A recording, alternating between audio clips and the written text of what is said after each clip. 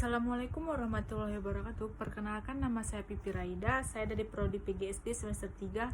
NIM saya 21108084. Di sini saya akan menjelaskan tentang AMDAL.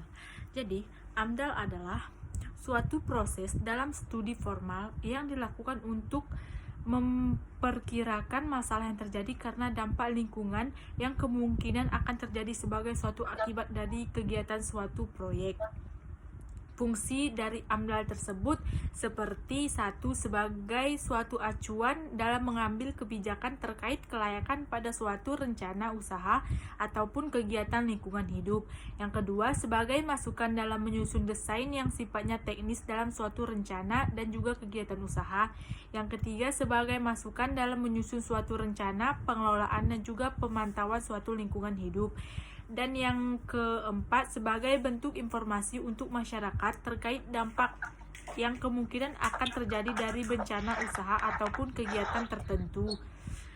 5.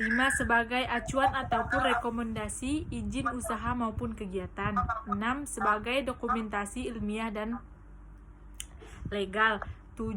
Sebagai bahan acuan dalam proses perencanaan pembangunan dalam suatu wilayah. Jenis-jenis AMDAL seperti AMDAL tunggal. AMDAL tunggal adalah suatu bentuk usaha atau kegiatan yang dimana kewenangannya dipegang oleh satu instansi atau perusahaan yang sangat memahami tentang usaha ataupun kegiatan yang sedang dilakukan. Dan yang kedua, AMDAL multisektoral.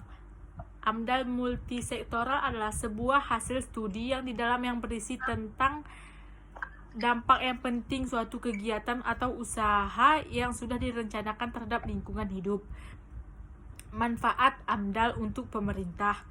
Seperti AMDAL untuk pemerintah akan bisa melakukan pembangunan yang berkelanjutan sesuai dengan prinsip pemerintah, membantu mencegah terjadinya pencemaran dan juga kerusakan lingkungan, memastikan pembangunan yang dilakukan sudah sesuai dengan ketentuan dan juga prinsip pembangunan yang berkelanjutan sebagai bentuk tanggung jawab pemerintahan dalam upaya mengelola lingkungan hidup. Dan komponen AMDAL seperti 1. Penyajian informasi lingkungan, 2. Kerangka acuan, 3. Analisis dampak lingkungan, 4. Rencana pemantauan lingkungan, 5. Rencana pengelolaan lingkungan. Jadi mungkin hanya itu yang dapat saya sampaikan. Assalamualaikum warahmatullahi wabarakatuh.